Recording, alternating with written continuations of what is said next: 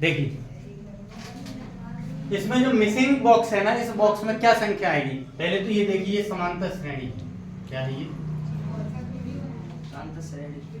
समांतर श्रेणी में जो मिसिंग नंबर, जो संख्या रह गई है, क्या लिखा है इसमें हिंदी में? नेक्स्ट खानों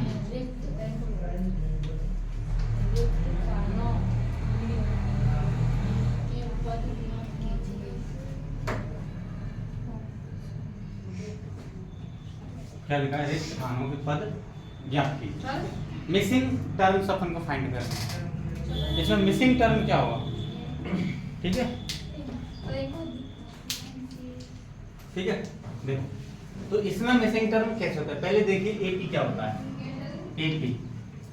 एपी में क्या होता है?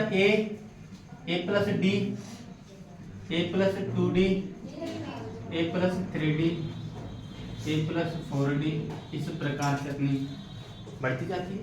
यहाँ ए क्या होता है? फर्स्ट टर्म पहला पद होता है। ए पहला पद, डी सार्वंतर कॉमन डिफरेंस, ए पहला पद, डी सार्वंतर यानी कॉमन डिफरेंस। देखो एक पद ये है और एक पद ये है।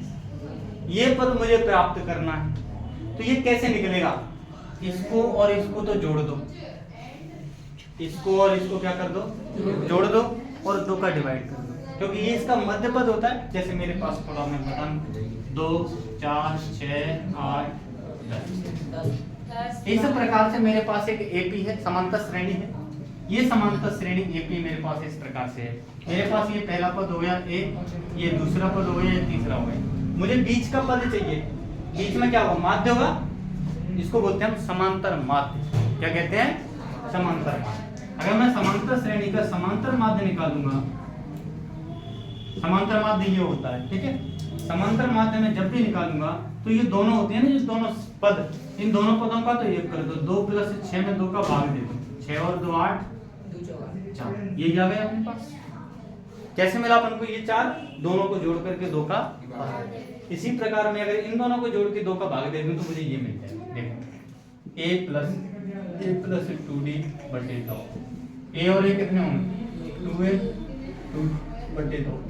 2 कॉमन ले लो, a प्लस d बटे 2।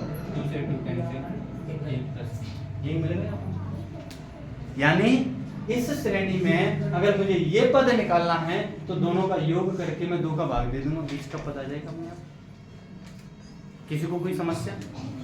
क्योंकि मुझे चाहिए क्या? बीच का पद, यानी समांतर माध्य। इसी बीच के पद को कहते हैं समांतर माध्य, अर्थमेटिकल मीन बोलते हैं।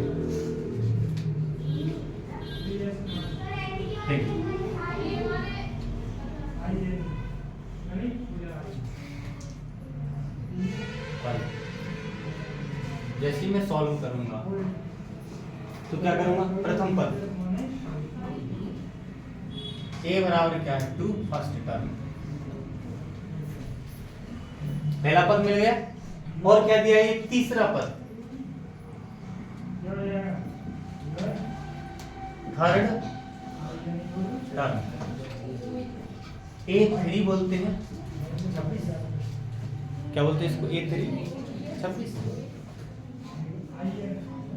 तो देखो अपन इस तरीके से निकालेंगे तब भी अपना आ जाएगा। एक तरीका और है, A3 से भी अपन निकाल सकते हैं। मैंने आपको बताया था A3 बराबर क्या होता है? A plus 2d।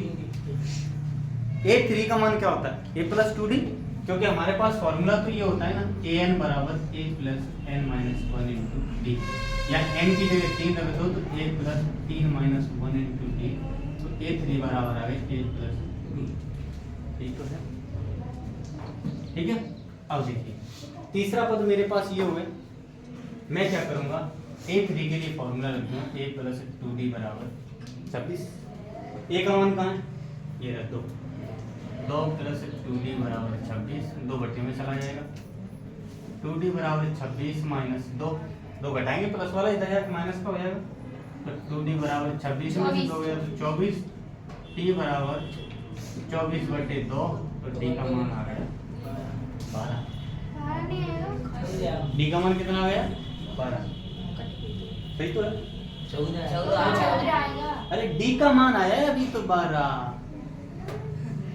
आपको पता है पहला पद तो ए है और ये क्या हो जाएगा ए प्लस डी और ये ए प्लस 2d, इसी टाइप से तो होते हैं। तो हमें क्या चाहिए दूसरा पद सेकंड टर्म।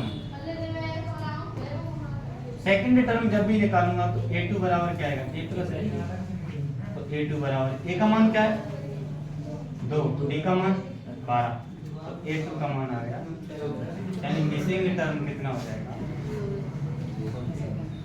ये तो इस तरीके से हुआ।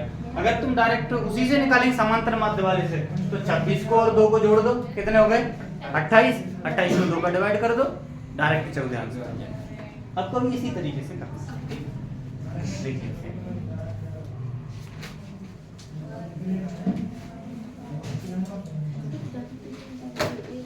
इसमें क्या दिया अपन को बॉक्स दिया है 13 दिया है, फिर बॉक्स दिया है ये तो a हो गया a1, ये a2 a3 और a4। हमारे पास a2 का मान है और a3 4 का मान, ठीक है। तो पहले मैं क्या करूंगा दिया है सॉल्व हल।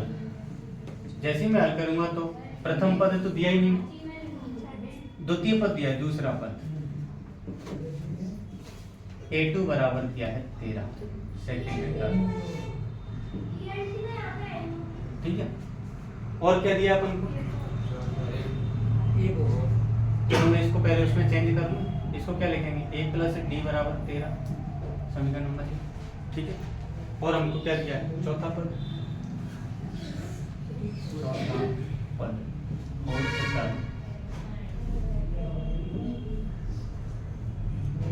a4 बराबर है, ठीक है, यानी a प्लस 3d। एक कम हो जाता है ना, n की जगह 4 है इसमें n की जगह 2। अब देखो समीकरण नंबर 2 दोनों को कैसे सॉल्व करेंगे अपन विलोपन विधि से। कैसे करेंगे इसको विलोपन से। तो a प्लस डी बराबर 13 a प्लस 3d बराबर 3 घटाने पर सब सब्ट्रैक्ट कर दो, माइनस माइनस माइनस ये कैंसिल, 3 में से 1d घट कम हो जाएगा तो माइनस के 2d बचेगा, 13 में से 3 गया तो 10, तो d बराबर 10/2 माइनस, तो d बराबर माइनस d का मान आ गया। अब ये देखो a2 क्या होता है दूसरा पद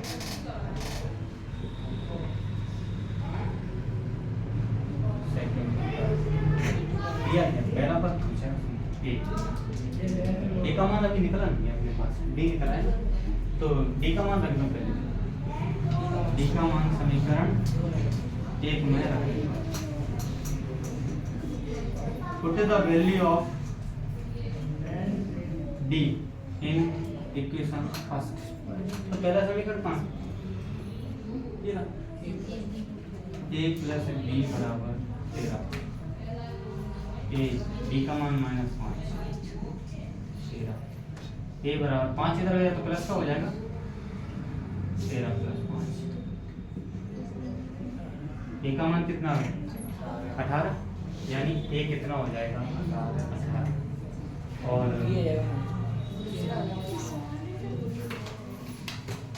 a2 बराबर कितना हो जाएगा a प्लस b, a का मान कितना है 18, d का मान -5, 18 में 5 गए तो 13। सही आया अपना आंसर। अब हमें क्या चाहिए a तो आई गए a3 और चाहिए, बस a3 पूछा। a3 बराबर क्या होगा a प्लस 2d, a का मान क्या है 18, तो d का मान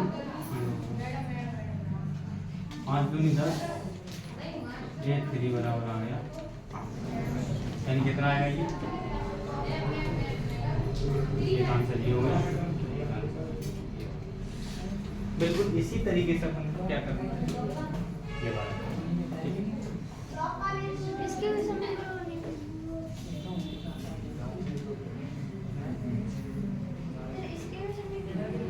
हाँ उसके भी समीकरण